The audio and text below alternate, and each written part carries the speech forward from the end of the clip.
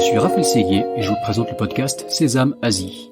La région APAC compte plus de 4 milliards d'habitants et représente près de la moitié de la croissance économique mondiale. De nombreux Français sont donc venus s'installer ici, dans la région la plus dynamique au monde. Cependant, réussir en Asie n'est pas toujours facile. C'est pourquoi j'ai décidé de voyager de Hong Kong à Singapour, en passant par Tokyo et Shanghai, pour rencontrer ces Français qui ont réussi en Asie, percer leurs secrets et les partager avec vous. Si le podcast Sésame Asie vous plaît, n'oubliez pas de laisser 5 étoiles et un commentaire sur Apple Podcast, cela m'aide beaucoup. Je vous souhaite une bonne écoute. Voici la deuxième partie de l'épisode consacré à Alexis Bonhomme. Si vous avez manqué la première partie la semaine dernière, je vous invite à aller l'écouter d'abord pour écouter tout ça dans l'ordre. C'est un épisode passionnant où Alexis nous raconte son arrivée en Chine, comment il a intégré Groupon Tencent, la découverte donc du business en Chine au sein d'une start-up à la croissance explosive. On parle de Tencent à ses tout débuts.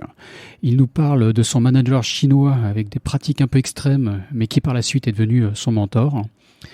Et il nous parle d'aventure où le Baizhou coule à flot, si vous voyez ce que je veux dire, et comment, au final, il a développé son propre business avec son épouse Curiosity China, avant de finalement revendre cette entreprise à Farfetch. Et ça, c'est ce qui va se passer tout de suite. On rentre dans la deuxième partie de l'épisode, où il nous raconte la revente, les négociations. Voilà, c'est parti. Pour en revenir là-dessus, sur l'épisode Startup, on se retrouve avec une boîte en fin 2017 de 100 personnes, super profitable, qui fait une croissance importante tous les ans, mais sur fonds propres, spécialisée en digital marketing et en tech, notamment sur la partie CRM, mais pas en e-commerce, alors qu'on venait du e-commerce.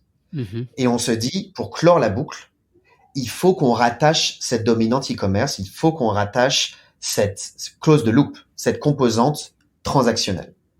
Et on n'est pas Alibaba, on n'est pas Tencent, on n'est pas Jingdong, ça sera extrêmement difficile de le faire nous-mêmes. Donc oui, on était une des premières boîtes, si ce n'est la première à développer pour les marques les mini-programmes, les HTML5, etc., etc. Mais très rapidement, on a vu qu'on n'allait pas faire le poids par rapport aux géants du e-commerce, donc il faut réfléchir. En 2015, on a eu un premier reality check qui était une boîte, un grand groupe de médias, très connus, ils ont des publications dans le luxe, Prince, qui sont encore leaders aujourd'hui, qui arrivent vers nous, donc nous ça fait 1 an et demi, 2 ans même pas qu'on a monté la boîte, et qui nous disent on veut vous racheter à 100%. Le deal au final se fait pas, parce que déjà je pense qu'on était très jeunes dans nos têtes, et un peu naïfs en tant qu'entrepreneurs, donc on n'était pas du tout sur l'idée de vendre la boîte. On leur avait dit on vous vend 25%, mais on garde 75%. Et du côté du groupe de médias, un groupe américain, ils étaient extrêmement, j'allais dire, agressifs et puis honnêtement un peu déconnectés de la Chine. Et donc entre le moment où on serrait la main du CEO Chine jusqu'au moment où leurs avocats à New York revenaient vers nous, le deal était très différent. Donc au final, au bout de 9 mois, on nous dit écoutez, c'est juste pas possible. Il faut qu'on se concentre sur notre business parce que ces choses-là, c'est très chronophage. Mais on a beaucoup appris. On n'a jamais eu de deal hunter, on n'a jamais eu de M&A, on n'a jamais eu de structure, mais on s'est dit, waouh, si un jour on vend notre boîte, il faut qu'on soit prêt. Que d'un point de vue financier, tout soit au cordeau, d'un point de vue légal, tout soit au cordeau, tout doit être clean et organisé. On a toujours été une boîte clean, mais on n'était pas organisé. Donc ça a été le premier takeaway. Le deuxième takeaway, le plus important, notre société a une valeur. Notre société, ce qu'on a créé, sans vraiment le penser ou le vouloir, ça a une valeur sur le marché et ça attire des écosystèmes ou des sociétés beaucoup plus grosses. Ça fait pas un peu tourner la tête, justement, de réaliser la valeur de la boîte et Si. Au début, si, parce que tu te dis, putain, ils te mettent beaucoup d'argent en face, c'est hyper intéressant. Mais en fait, tu sais, c'est toujours quand tu vois les promotions sur les paquets de céréales, achète 3 paquets, petit astérix, le 6e est gratuit ou je ne sais quoi. Faut toujours lire l'astérix. Et en fait, quand les types te mettent de l'argent, il y a toujours des petits astérix. C'est quoi les term sheets? Et en l'occurrence, pour cette société américaine, les term sheets, c'était absolument lunaire. Si tu fais faillite, ils récupèrent 100% de ta techno pour gratuit. Si tu fais pas X centaines de millions de dollars 3 ans après, ils te payent pas les earn-out. Enfin, des termes qui étaient complètement lunaires. Donc, on leur a dit, écoutez, les cocos, c'est pas possible. Mais merci en tout cas pour votre intérêt. On reste en contact. Il se trouve que quelques années plus tard, je fais un aparté, cette société de médias sera investisseur chez Farfetch. Et donc, quand Farfetch fait le tour de table et demande au board des investisseurs tiens, on va racheter une boîte qui s'appelle Curiosity China. Il pose la question à ce groupe de médias et alors si au Monde en disant tiens, on veut racheter cette boîte en Chine, qu'est-ce que vous en pensez? Donc il y a toujours on retombe toujours sur ses pattes et la personne que tu rencontres un lundi, tu pourras peut-être la rencontrer 10 ans après. Donc toujours être droit, respectueux et autant que faire se peut professionnel avec tout le monde parce que tu sais jamais de quoi demain sera fait. Donc ça c'est l'aventure Curiosity. Le premier deal en 2015 ne se fait pas. Le deuxième deal fin 2017, 2018 se fait. Et en fait, à ce moment-là, nous, on a déjà défini si un jour des boîtes nous approchent, quel genre de boîte on voudra. Et en fait, on disait, on voudra soit un leader dans le CRM, parce qu'on était très fort dans le CRM, soit un leader dans le e-commerce, parce qu'on venait du e-commerce et on voulait y retourner. Pour, encore une fois, clore la boucle entre le marketing digital, le contenu, la technologie et le côté transactionnel qu'a le CRM. Donc, Salesforce nous a jamais rencontrés. Bon, c'était une boîte un peu dream case scénario Salesforce pour nous. On n'a jamais eu de contact avec eux. Je crois rapidement avec Salesforce Venture, mais il y a peut-être eu un call, mais ça s'est arrêté là. Par contre, on a été contacté par 2 boîtes extraordinaires. Une très grande boîte chinoise dans le e-commerce. Il y en a pas 150, qui voulait que on s'occupe de leur division luxe. Ça, c'est option 1. Et option 2, c'était Farfetch. Et donc, je vais mettre le contexte là-dessus. Les Chinois sont beaucoup plus en avance que Farfetch. Les Chinois sont beaucoup plus rapides. Ils sont en Chine, on est en Chine. C'est une boîte qui est déjà stock listée. Donc, quand les types te disent, Raphaël, je rachète 100% de ta boîte, je te donne du cash et je te donne des stock options, les stock options valent déjà quelque chose. Mmh. Donc ça, c'est déjà quand même une certaine sécurité pour toi, entrepreneur. Mmh. Par contre, les downsides, c'est tu t'occupes de ma division luxe et uniquement de ma division luxe, ce qui est déjà très bien, hein, mais ça, c'est le scope of work. Tu me reportes directement en Chine et je donne pas de shares à tes staffs. Que toi, les 2 fondateurs de la boîte, vous avez des shares. Tous tes staffs, ils ont pas de shares. Donc ça, c'est le deal côté chinois. Et après, Farfetch arrive. Farfetch arrive largement en retard parce qu'on avait le term sheet quasiment déjà signé avec la société chinoise. Par contre, Farfetch arrive et te dit on n'est pas stock listé et on veut le devenir. Donc avec mon épouse, on se dit écoute, Groupon, on était très loin de l'IPO il y a 10 ans, on a vu ça de très très loin, mais là on va voir ça de manière beaucoup plus proche pour Farfetch et on va être instrumental parce que Farfetch a besoin d'avoir un bureau Chine très performant et une histoire en Chine très très excitante. 2, vous reportez directement au global à Londres. Donc Judy, tu reportes directement au chairman et au chief growth officer, et toi Alexis, tu reportes au chief commercial officer. Vous reportez à 2 personnes différentes directement à Londres. On vous met CEO et vice-président de la structure. Donc je dirais juste après pourquoi ça a été mon épouse et pas moi CEO. Je reviendrai. C'était un rendez-vous assez intéressant. Et le dernier élément, et ça c'est ce qui nous a décidé, on donne des shares à tout le monde. Tous les staffs de Curiosity vont devenir les staffs de Farfetch et tous les staffs de Curiosity vont avoir des shares de Farfetch au même titre que tous les staffs de Farfetch qui existent aujourd'hui et qui existeront demain. Et ça, d'un point de vue entrepreneurial, tu donnes une valeur, tu donnes un futur à tous ceux qui t'ont fait confiance, alors qu'ils auraient pu se barrer de ta startup pour gagner plus ailleurs, alors qu'ils auraient pu partir dans une autre ville. Enfin, ils auraient pas été obligés de rester. Après, oui, j'en parlerai pas sur ce call, mais en tant qu'entrepreneur, comme on dit en anglais, you get hurt. Tu te fais trahir, t'as des histoires, mais à dormir debout qui arrivent. Tes compétiteurs te font des crasses phénoménales, tes clients te payent pas. Enfin, t'as des choses lunaires. Mais tous les entrepreneurs en Chine, notamment étrangers, sauront de quoi je parle. Voilà, sauront de quoi je parle. Mais voilà, faut aller de l'avant. Sur le côté, enfin donc de redevenir entre guillemets employé, de devoir reporter au siège à Londres, alors que voilà, vous étiez quand même entrepreneur, vous étiez maître à bord. Est-ce que vous avez eu une petite hésitation là-dessus ou non? Absolument. Ouais. Mais en fait, quand on était côté Tencent, on reportait déjà à une structure chinoise. On reportait déjà un top management chinois. Donc ça, on l'avait déjà fait. On savait les pros and cons par rapport à ça. Là, on allait reporter un top management en Angleterre, à Londres, pour être spécifique. On allait apprendre de ces gens-là. C'est des gens qui sont structurés, qui connaissent aussi une version du business. On allait être ceux qui allaient leur apprendre la Chine, si je puis dire, mais on allait aussi beaucoup apprendre d'eux. Donc, c'est ce qui nous a convaincus. Mais l'élément essentiel, c'était vraiment pour nos équipes, tout le monde à être logé à la même enseigne. Et en fait, c'est une acquisition. Tu vois, ils acquièrent une start-up, ils acquièrent une équipe de 100 personnes. Eux, Farfetch en Chine à l'époque, en 2018, ils avaient 150 personnes. Donc, on arrive et on a les clés du camion. On a les clés du camion pour tout structurer. Farfetch, personnellement, je t'avoue, je connaissais pas à l'époque plus que ça. Je connaissais le nom, mais j'avais pas plus d'opt-in. J'ai fait mes recherches, évidemment. Au moment où on clôt le deal, on va à Londres, on rencontre tout le top management et on rencontre le fondateur de Farfetch, qui est un homme absolument extraordinaire, une personne qui s'appelle José Neves, qui est, il est solaire. Je pense que c'est le meilleur terme qu'on puisse employer en français. Il est solaire dans le sens où c'est un entrepreneur, déjà. Il est parti de rien en montant une boutique de mode à Londres en 2008. Il a une vision pour l'industrie c'est quasiment Nostradamus, tu vois. Il disait des choses en 2008.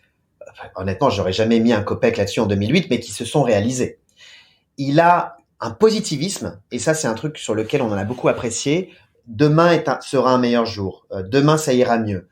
Toujours positif. Toujours encourager les équipes. Et donc, ça crée une culture de boîte. Ça crée une culture de boîte où les gens sont contents d'aller travailler le matin, où les gens sont heureux de travailler chez Farfetch. Et on arrive à Londres, on voit tout le monde. Et puis, à la fin, tu sais, c'est encore une fois, comme dans le jeu vidéo, Final Boss. Donc, on a un dîner avec José, avec mon épouse Judy. Et là, on est assis en face de lui, il nous regarde et il nous dit, okay, guys, this is amazing. This is a wedding in heaven, a marriage in heaven, un truc comme ça. Mais j'ai une question pour vous. Est-ce que le CEO de Farfetch en Chine, ça sera un monsieur ou une madame? Does the CEO in China will be a Mr. or a Mrs.? Et c'était une question, je t'avoue qu'on n'avait pas préparé. On avait préparé beaucoup de choses, mais celle-là, on l'avait pas du tout vu venir. Et moi, je me dis dans la tête, merde, vous êtes regardés tous les deux? Et bah, écoute, moi, je suis un féministe. Donc, bon, le type te dit ça. Évidemment, c'est assez intense comme conversation. Le regard se fixe et bouge pas. Moi, je regarde mon épouse qui est assise à ma droite. Mon épouse me regarde même pas. Continue à regarder le chairman dans les yeux. Elle ne cligne pas du tout. Tu vois, ses yeux ne bougent pas. Et je la regarde pendant, je sais pas, 3 à 4 secondes. C'est long. 3 à 4 secondes. Quand le type te pose la question, CEO, un Mister ou une Mrs. Toi, tu regardes pour préciser, mon épouse est Scorpion en signe astrologique. Pour ceux qui aiment l'astrologie, ça a son importance. C'est des gens qui sont assez différents. Moi, je suis Poisson, donc on est des gens un peu différents. Et donc la nana regarde, certains comprendront. Voilà, certains comprendront. La nana regarde le type droit dans les yeux, ne me regarde même pas. Donc moi, du coup, je vais arrêter de la fixer. Je regarde José et c'est moi qui réponds à la question. Well, José, obviously, a Mrs. Et ça a été, je pense, une décision déjà qui a été absolument logique. Et je pense que José escomptait, mais il voulait que la réponse vienne de nous. Tu es en Chine. Tu t'adresses à un consommateur chinois et notamment à une consommatrice d'un point de vue genre chinoise. Jeune, sophistiquée, qui dépense beaucoup d'argent dans la mode. Si tu peux avoir une CEO qui est non seulement une top exécutive, entrepreneur background, mais qui en plus est aussi la consommatrice, mais c'est double bingo. C'est double bingo. Parce que à tout moment, et ça c'est ce que je dis toujours à mes équipes, quand vous bossez avec des étrangers, n'hésitez jamais à changer de casquette. Vous êtes sur un call, lors d'un rendez-vous, l'expert digital, l'expert e-commerce. Mais n'oubliez jamais que vous êtes le consommateur, vous êtes la consommatrice. Vous avez entre 27 ans et 35 ans, 40 ans pour certains. N'oubliez jamais que vous êtes les consommateurs, beaucoup plus que n'importe quel étranger qui vous dira ce qu'il faut faire en Chine ou qui vous demandera ce qu'il faut faire en Chine. Donc ça, c'est important, toujours changer sa casquette. Décision est prise, on se fait racheter par Farfetch, acquisition à 100%, avec un earn-out sur plusieurs années derrière. Donc l'earn-out, ça veut dire donc il y a un rachat, tu touches une somme d'argent et après il y a une rémunération qui se fait a posteriori étalée sur le temps. C'est ça la logique, ouais. Absolument. En fait, la société qui te rachète, en l'occurrence pour nous, ça a été une partie en cash liquide, une partie en action. Alors pour tous les entrepreneurs qui vendent leur boîte à une société qui n'est pas encore stock listée, je pense, et qui veut aller à l'IPO, toutes les sociétés te diront mes actions vaudront des milliards de dollars.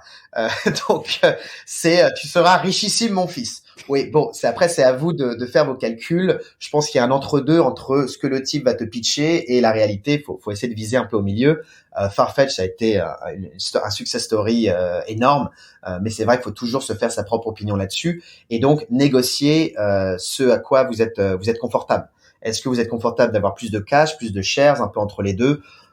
Bon, c'est quelque chose de personnel. C'est quelque chose de personnel. Une gestion du le risque, conseil que je peux donner aux entrepreneurs, c'est quand vous vendez votre boîte, vous allez être chez quelqu'un d'autre les 3/4 du temps et un quart du temps, nous, ce qui a été notre cas, vous allez être ce quelqu'un d'autre. C'est vous qui allez gérer toute la structure.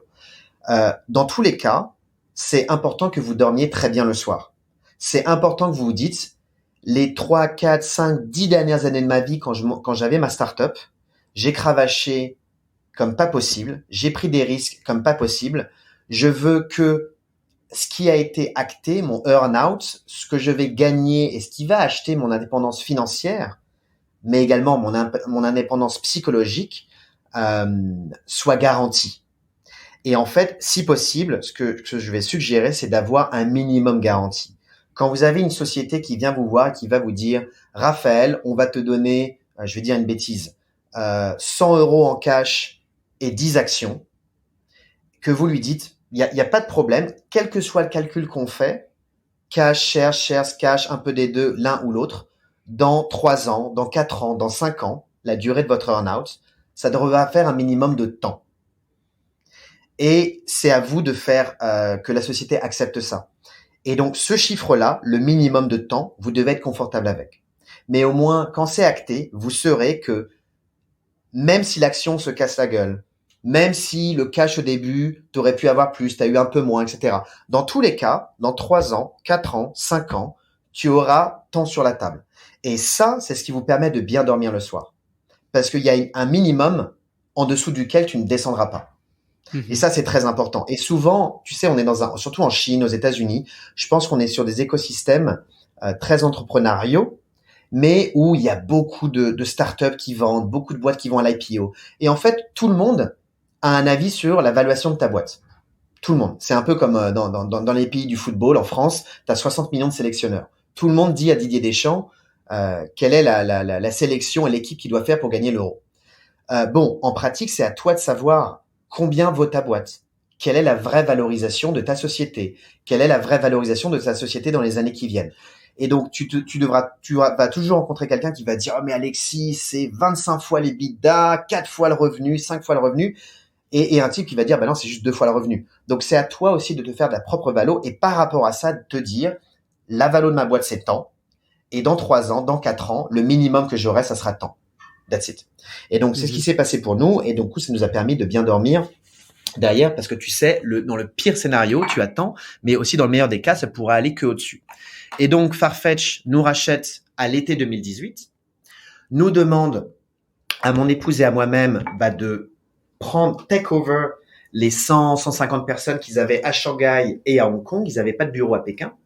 Nous, on déménage de Pékin à Shanghai et on recrute toute l'équipe de management.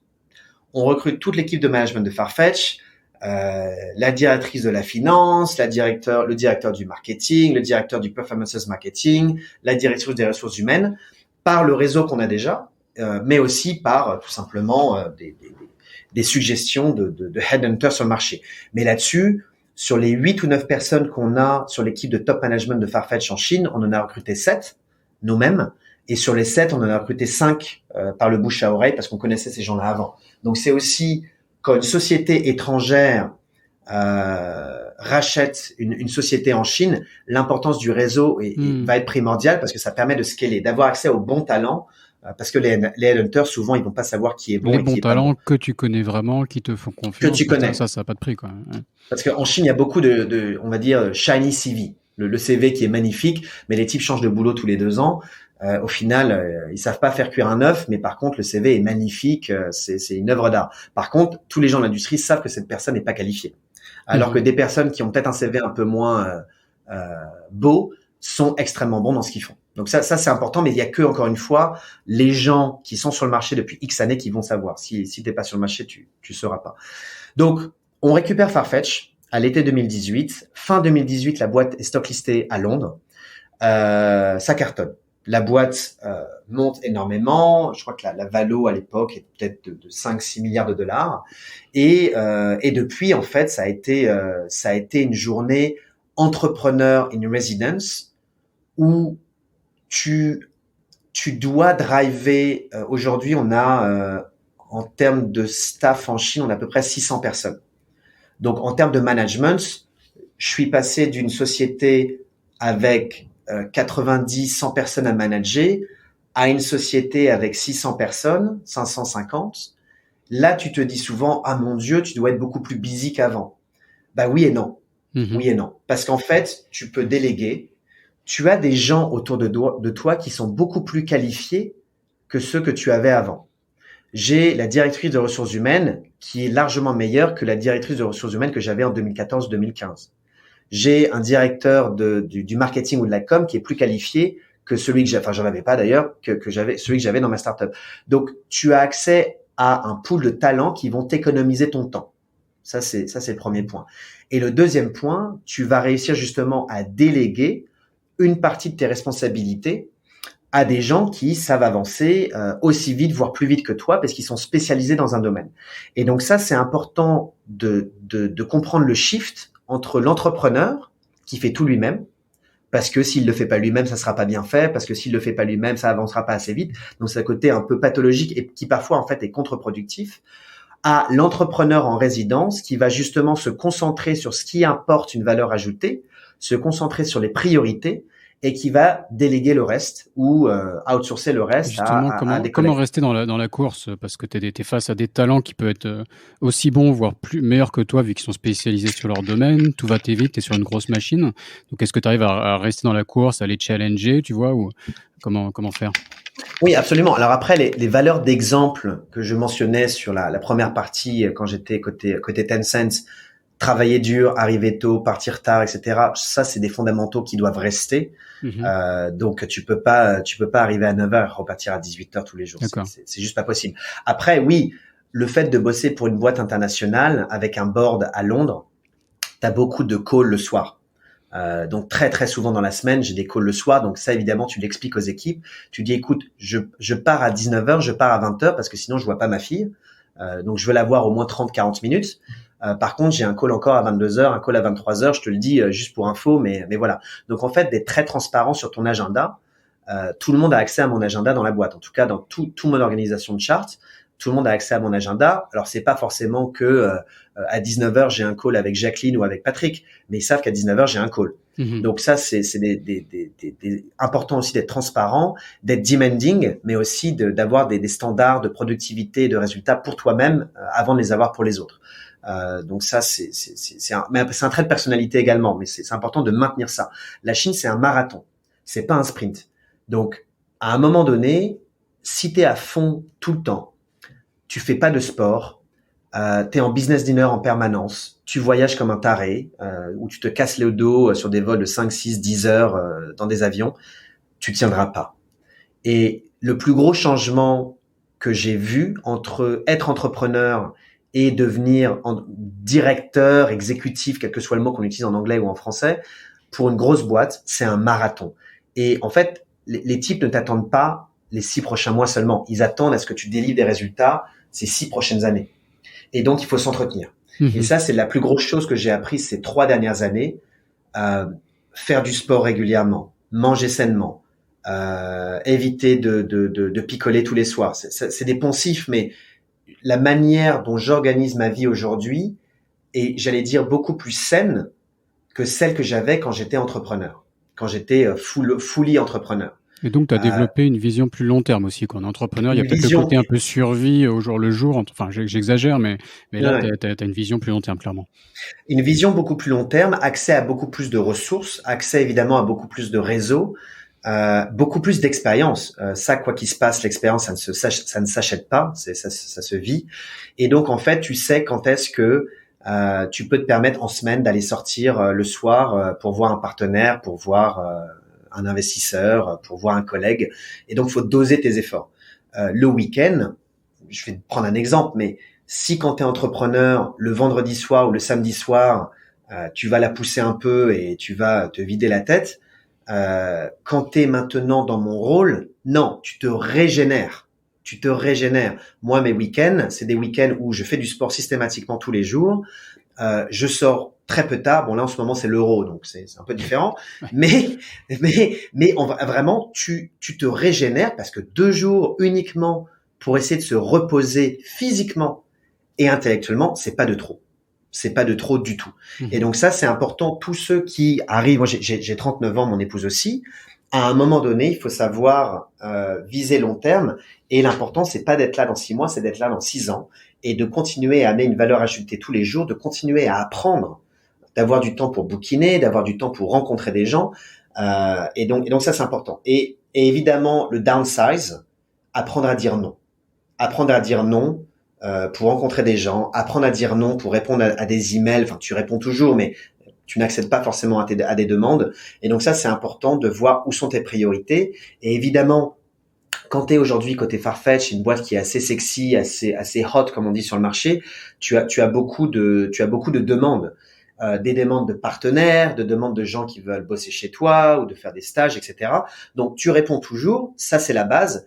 Mais par contre, il y a des moments, faut savoir soit déléguer à quelqu'un, soit répondre par les négatives, malheureusement, parce que sinon tu te fais bouffer. Sinon tu te fais bouffer et faut pas perdre de vue que ton objectif, c'est de faire que Farfetch ça devienne la plus grande boîte de e-commerce luxe au monde, que le marché Chine devienne le plus gros marché de Chine au monde de Farfetch. On est numéro 2 juste derrière les États-Unis et on va passer premier dans je pense une année, peut-être 18 mois. Et c'est des gros business. Je peux pas partager sur le call la taille du business qu'on gère, mais c'est des business qui sont très, très importants. Et encore une fois, 600 personnes à manager au quotidien, c'est beaucoup de travail.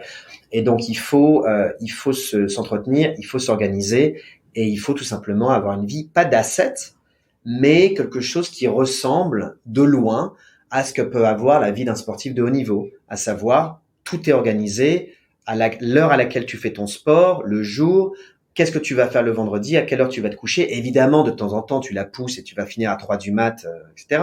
Mais il faut pas perdre de vue la vision long terme, le travail, les résultats, la famille, la santé. Ça fait vraiment bateau ce que je vais te dire, mais c'est facile de le dire. Non, mais c'est pas facile de le faire. Des fondamentaux. Ouais. C'est des fondamentaux. Ouais. Et donc justement, donc Farfetch aujourd'hui, donc tu nous as décrit les 600 employés en Chine, etc. Tu commences à nous parler du marché chinois et de son importance, mais décris-nous un peu plus qu'est-ce que fait Farfetch aujourd'hui en Chine et peut-être le marché dans lequel vous insérez, le marché du luxe en Chine et le côté forcément online de Farfetch, cette approche spécifique. Tu peux nous décrire un peu ça pour qu'on s'approche de la conclusion de l'épisode? Bien sûr. Alors Farfetch, déjà pour résumer, c'est une société qui est créée en 2008 avec l'idée de connecter la mode partout où elle se trouve dans le monde sur une marketplace. Tu es en 2008, c'est la crise économique. Tu es patron d'un petit magasin de mode et ton nom c'est José Neves, le fondateur de Farfetch. Et tu as l'idée extraordinaire de dire toutes ces boutiques à Londres ont une curation, une capacité de savoir qu'est-ce que la mode de demain va être, qui est extraordinaire. Je vais connecter leur inventaire à une marketplace, à une plateforme online globale. Et la tagline de Farfetch à l'époque, c'était 400 boutiques, one address. Ça, c'était la plateforme de Farfetch à l'époque. La société s'est énormément développée et en fait, aujourd'hui, Farfetch, c'est la plus grande marketplace au monde qui connecte l'inventaire de toutes les marques de luxe. Inventaire qui vient de la warehouse de Gucci en Italie ou aux États-Unis, mais inventaire qui vient également de Harrods à Londres et qui vend du Gucci. Donc en fait, on agrège plusieurs points de vente en direct auprès des marques, les LVMH, les Kering de ce monde, en direct auprès des boutiques des wholesalers, les Lane Crawford, les Harrods de ce monde, et on distribue tout ça sur une plateforme en ligne qui s'appelle farfetch.com. Et donc ça, c'est le business model. Nous n'achetons pas la marchandise, on n'est pas un wholesaler. On se connecte à un inventaire, on amène du trafic sur farfetch.com et à chaque fois que Raphaël, que Alexis clique sur la veste Saint-Laurent, on l'envoie, la Veste Saint-Laurent, à Raphaël ou Alexis, qu'ils soient basés à Taipei, à Shanghai, à Paris ou à Los Angeles. On va envoyer cette Veste Saint-Laurent dans 190 pays, entre 2 et 5 jours en moyenne, et on va prendre une commission dessus. Et donc ça, c'est le business de Farfetch. La société, aujourd'hui, est cotée au New York Stock Exchange. Les investisseurs de Farfetch vont être des sociétés comme, en dehors des VC, des sociétés comme Chanel, des sociétés comme Kering via Artemis, des sociétés comme Richemont, et également des sociétés chinoises, Tencent, JD.com, Alibaba. On est une des très rares sociétés aujourd'hui à être investie par Tencent et c'est ce que j'ai par souligné. Alibaba. On dit souvent qu'il faut faire le choix entre les deux écosystèmes en Chine, mais vous avez les deux, quoi, ce qui est assez rare.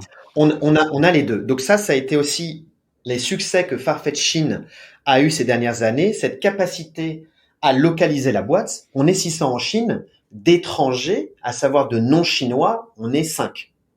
Pour donner un ordre d'idée, tu vois. Donc on est très local ici. Toute la tech, on le fait en local.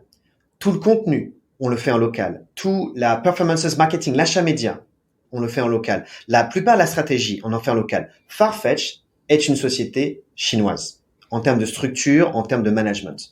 Et ça, c'est une des raisons pour lesquelles tu as si peu de sociétés étrangères qui ont réussi en Chine. Groupon n'a pas réussi, Amazon n'a pas réussi, eBay n'a pas réussi, et je pourrais continuer le fil rouge. Parce que très souvent, toutes les sociétés étrangères ne vont pas vouloir, je vais pas dire lâcher prise, mais ne vont pas soit trouver la bonne équipe sur place, soit avoir la bonne techno en termes de localisation, soit ne pas suffisamment localiser le produit. Et ça a été un des postulats de départ qu'on a dit à Farfetch quand ils ont racheté. On veut bien signer avec vous et c'est un grand honneur de rejoindre Farfetch aujourd'hui en tant que top exécutive. Mais par contre, en termes de stratégie, ça, c'est la stratégie qu'il faudra faire. Est-ce que vous êtes prêt à faire cela? Est-ce que vous êtes prêt à faire ces investissements? Parce que tu dis à des types, tu vas devoir recruter 150 ingénieurs en Chine. Ça coûte de l'argent. Donc, si les types te disent non, bon, tu sais déjà que y a des chances que ça ne marche pas. En l'occurrence, on nous a dit oui. Donc après, évidemment, faut justifier tous les jours. On a des performances target toutes les semaines, tous les mois, tous les ans. Si demain on ne fait pas nos chiffres, la love story s'arrêtera. Tu vois ce que je veux dire? Donc il y a aussi quand même, tu peux avoir de la liberté, tu peux accéder à cette liberté d'un point de vue décisionnaire, but you need to earn it. Personne ne va te donner un chèque en blanc juste parce qu'ils ont racheté ta boîte. Ça n'arrivera jamais. Et donc, il faut prouver tous les jours que tu es la bonne équipe pour driver la société, que tu connais mieux que personne l'écosystème. Il faut amener des résultats qui sont également financiers, mais qui sont également en termes de awareness, de perception. Tu demandes aujourd'hui sur le marché chinois, soit des consommateurs, soit des top exécutifs dans l'industrie de l'investment ou du luxe, qu'est-ce que vous pensez de Farfetch en Chine? Et ça d'ailleurs, c'est un de nos plus gros achievements. Généralement, les gens vont te dire, ah ouais, Farfetch Chine, depuis 2-3 ans, on en entend beaucoup parler, ils sont très visibles, ils font vraiment des choses auxquelles on s'attendait pas, auxquelles on n'attend pas les sociétés étrangères faire en Chine. Et donc ça, c'est une de nos plus grandes victoires, qu'on est à la fois entrepreneur et à la fois exécutif, et qu'on a réussi à mettre sur la carte de la Chine une société occidentale. Et donc ça a été une grande victoire. Maintenant, en termes de perspective de croissance, la Chine est le marché au monde où on grandit le plus vite. La Chine est le marché au monde également le plus compétitif, parce qu'ici, c'est pas seulement les Alibaba, les Jingdong de nos concurrents, c'est aussi tous les parallélistes, tous les boîtes qui vendent du faux, toutes les petites startups qui se mettent à vendre du luxe, les department stores et les marques en direct. Les retailers sont aussi techniquement des concurrents à partir du moment où ils vendent du luxe. Donc, c'est important aussi de savoir quelle est ta concurrence pour pouvoir adapter ta stratégie. Mais les perspectives de développement sont assez extraordinaires. Évidemment, on se bat tous les jours pour avancer le plus rapidement possible, mais c'est un marché qui est extrêmement concurrentiel. La Chine, c'est un marché qui est... Si on doit faire un parallèle, je dirais que le prisme, généralement, c'est les États-Unis versus la Chine. Dans notre industrie, sur le e-commerce, je dirais que le marché américain est un marché extrêmement compétitif, extrêmement agressif. Mais c'est quand même un marché où il y a des règles. Il y a quand même un minimum de régulations qui font que il y a les règles du jeu, les gens doivent les respecter. La Chine, c'est non seulement ultra compétitif, mais c'est un marché violent. C'est-à-dire qu'il y a des règles que des gens ne respectent pas. il y a, je vais dire une bêtise, il y a des pricing que les gens ne respectent pas, il y a des faits de vente des faux en Chine que des gens ne respectent pas, et ça te prend des parts de marché. Et ça, faut l'accepter, parce que tu peux pas lutter contre ça. Tu peux pas lutter contre ça, surtout comme une marque étrangère. Donc, la perception que tu as de développer une société en Chine ne peut pas être uniquement faite avec un prisme western. Tu dois aussi avoir un prisme asiatique et chinois en disant, écoutez, en Chine, ça se passe comme ça, mais par contre, voici ce qu'on peut faire pour se développer. Et donc, il faut être en permanence dans la communication et en permanence avoir ce flux tendu pour apprendre, pour éduquer, j'aime pas ce terme, mais pour partager quelle est l'évolution du marché chinois auprès de ton headquarter à Londres, notamment avec la période du Covid où personne ne peut voyager. Et ça a été un choc évidemment pour tout le monde de ne pas pouvoir se voir physiquement. Personnellement, je suis pas fan. Je sais que les gens prônent aujourd'hui beaucoup le work from home. C'est pas quelque chose dont je partage. On peut pas être en work from home full time. C'est pas possible. Si on est dans un écosystème, quand ça va très très vite, quand on est sur de la créativité, on est sur du contenu, il faut se voir en face à face. Il faut se voir en face à face. Et si demain je devais remonter une société, clairement, je serais pas en work from home en termes de policy de base. Un jour par semaine, 2 jours par semaine, ou enfin, quel que soit, ça dépend de la fonction, le boulot que tu fais. Mais c'est important. On est des êtres humains. On est des êtres, on est des animaux, si je puis dire. On a besoin de se sentir, se toucher, et on peut dire ce qu'on veut. 20 minutes de discussion à la machine à café, c'est beaucoup plus efficace que 20 minutes sur Teams ou sur Zoom avec une time zone différence. Voilà, mais ça c'est un avis personnel et très clairement. Faut savoir s'adapter, Pour recruter des talents, c'est une bonne chose. Tu peux dire à un talent, écoute, t'es pas obligé d'être à Pékin, t'es pas obligé d'être à Hong Kong ou à Shanghai tous les jours, tu peux être à 2 heures de vol, mais par contre voilà, 1 fois par mois, 2 fois par semaine, 1 fois par semaine, faut venir au bureau. Donc pour avoir accès à des talents, je pense que le work from home, c'est très intéressant. Mais sinon, au quotidien, je pense qu'il faut un certain équilibre, en fait. Ok, très bien. On se rapproche de la fin de l'épisode. Je pense qu'il faudra te réinviter pour qu'on fasse un peu un deep dive dans le marché du luxe. Il y a plein de sujets en Chine, il y a plein de sujets passionnants que je voulais aborder, mais le temps passe vite. Mais pour conclure, je te propose d'aborder la question traditionnelle, et j'attends avec impatience ta réponse, vu que tu as déjà un peu abordé, tu as déjà partagé pas mal d'aventures qui t'est arrivé en Chine, et je pense que tu as une réponse qui peut être assez intéressante. Donc comment hacker la Chine, simplement? Déjà, je pense qu'il faut l'aimer. C'est important d'aimer la culture. Moi, là-bas, j'aimais beaucoup, enfin, j'aime toujours, évidemment, énormément, la culture asiatique. Et évidemment, après la culture chinoise, mais j'adore la culture japonaise, Corée, je connais moins que le Japon, mais ça a l'air génial. J'adore aller à Bali en vacances dans un passé pas si lointain. Enfin bref, l'Asie en règle générale, je trouve que c'est un continent qui est assez passionnant. La Chine, c'est un pays qui s'est ouvert il y a pas si longtemps que ça. C'est un pays qui est devenu très nationaliste, alors pas forcément dans le mauvais côté des choses, mais qui est vraiment fier d'être chinois et qui est sur l'idée demain sera un meilleur jour qu'hier. Quand tu poses la question à des parents chinois, est-ce que vos enfants auront une meilleure vie que vous avez eue?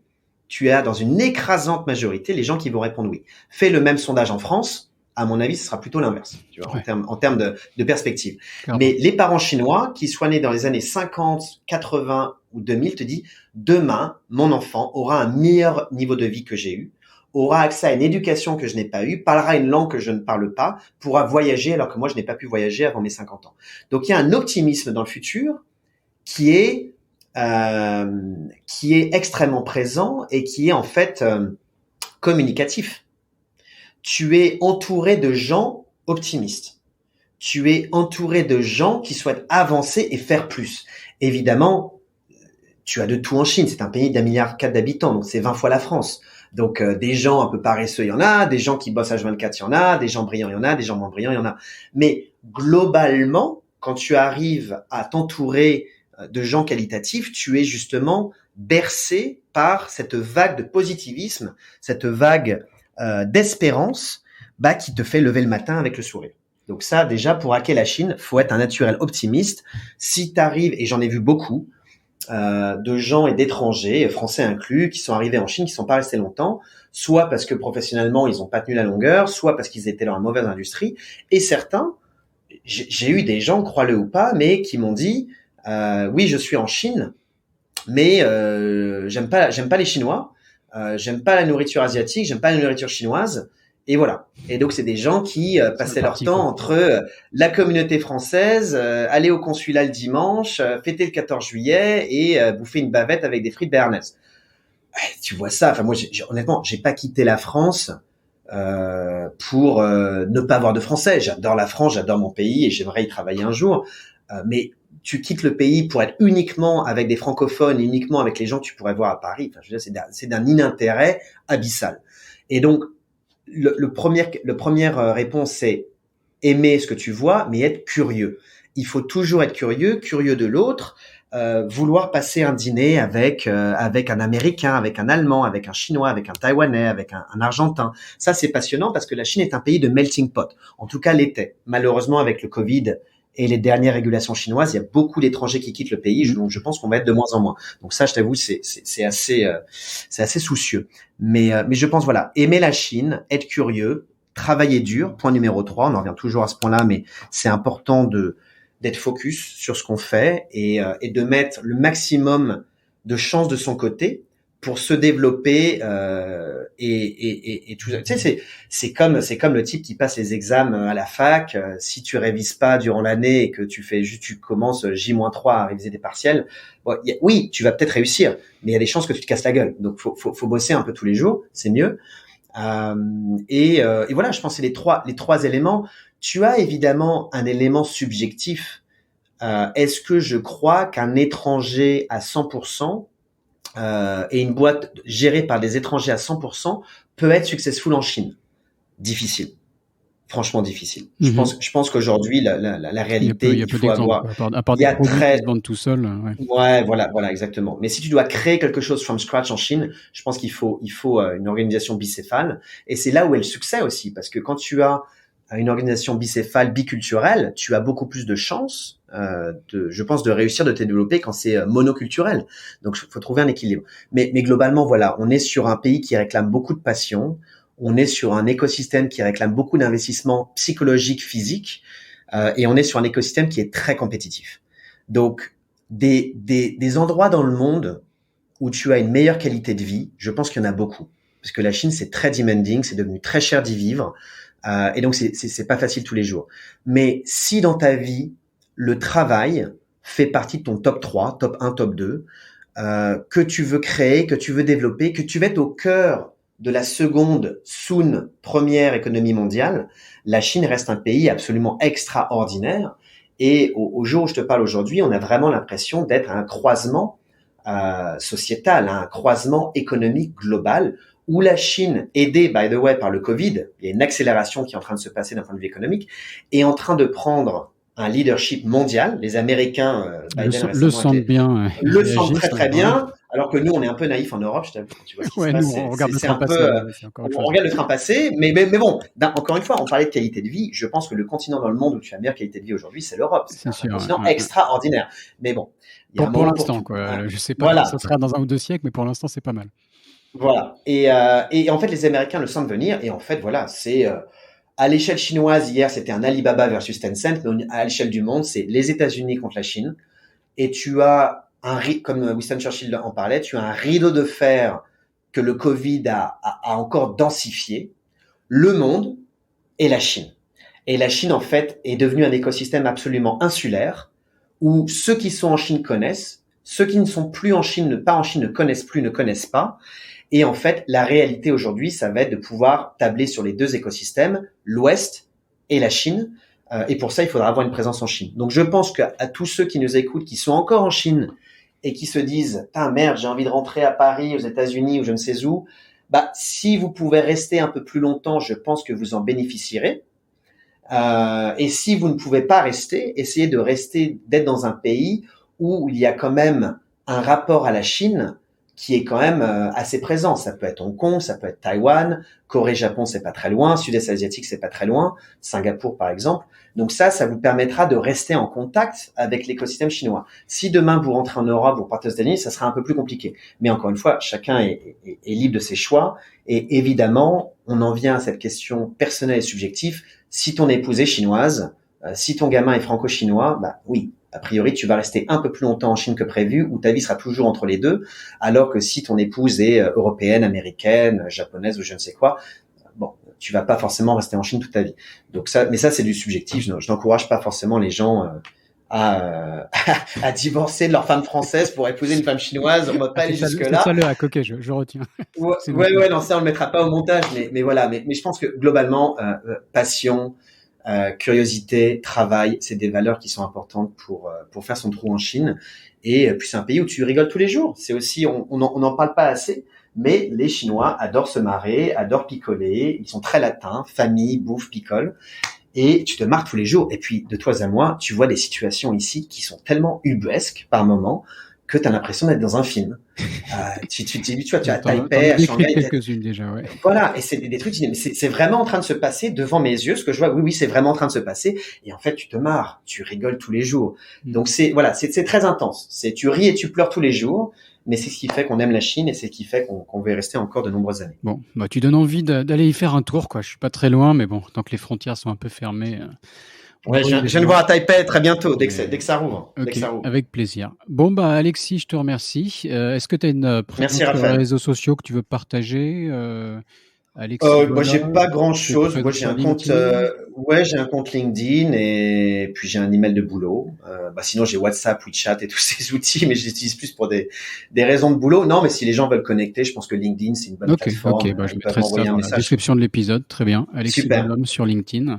Merci beaucoup et bonne chance pour la suite. Alors. Merci à toi, Raphaël. Merci pour tout. Très bonne journée. Au revoir. Merci d'avoir écouté cet épisode jusqu'au bout. J'espère que cette discussion vous a plu autant qu'à moi.